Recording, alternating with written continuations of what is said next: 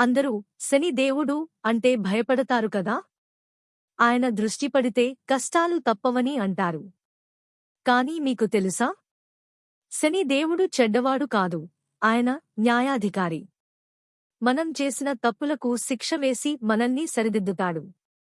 అసలు శని ప్రభావం ఎంతటిదంటే, సాక్షాత్తు ఆ పరమశివుడు కూడా ఆయన దృష్టి నుండి తప్పించుకోవడానికి ప్రయత్నించాడు. ఆ కథ ఏంటో విందామా. ఒకరోజు శని దేవుడు కైలాసానికి వెళ్లి శివుడితో ఇలా అన్నాడు: స్వామీ, రేపు నా దృష్టి మీ మీద పడబోతోంది. అది గ్రహగతి ప్రకారం జరగక తప్పదు అని చెప్పాడు.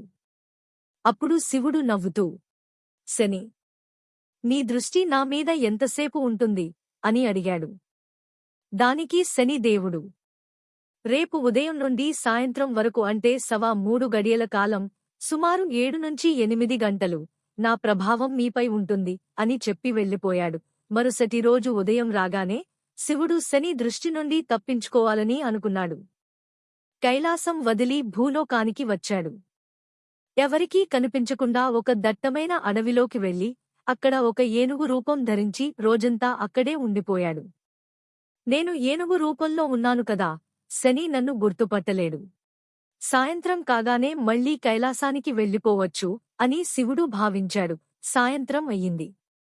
శని చెప్పిన సమయం ముగిసింది అనుకుని శివుడు మళ్లీ తన నిజరూపంలోకి వచ్చి కైలాసానికి బయలుదేరాడు. దారిలో శని దేవుడు ఎదురయ్యాడు. శివుడు నవ్వుతూ, చూసావా శని, నీ దృష్టి నా మీద పడకుండా రోజంతా ఏనుగు రూపంలో అడవిలో దాక్కున్నాను. నీ ప్రభావం నాపై పని చేయలేదు అన్నాడు. అప్పుడు శని దేవుడు వినయంగా నవ్వి, స్వామీ, ముల్లోకాలకు అధిపతి అయిన మీరు ఈరోజు రోజంతా గడ్డి తింటూ అడవిలో ఏనుగులా తిరిగారంటే అది నా దృష్టి ప్రభావం కాదా?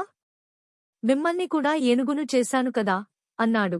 శని మాటలకు శివుడు ఆశ్చర్యపోయి ఆయన విధి నిర్వహణను మెచ్చుకున్నాడు. చూసారా పిల్లలు, శని దేవుడు ఎవరినీ వదలడు. ఆయన దృష్టి అంటే మనల్ని కష్టపెట్టడం కాదు, మన అహంకారాన్ని తగ్గించి మనల్ని క్రమశిక్షణలో పెట్టడం. మనం మంచి పనులు చేస్తే శని దేవుడు ఎప్పుడూ మనల్ని ఇబ్బంది పెట్టడు. ఆయన సూర్యదేవుని కుమారుడు మరియు యమధర్మరాజుకు సోదరుడు. అందుకే ఆయన్ని కర్మఫల ప్రదాత అంటారు. శని అంటే భయం వద్దు, భక్తి ఉండాలి. మనం చేసే ప్రతి పనిని ఆయన గమనిస్తూనే ఉంటాడు. ఈ కథ మీకు నచ్చితే లైక్ చేయండి, మీ స్నేహితులతో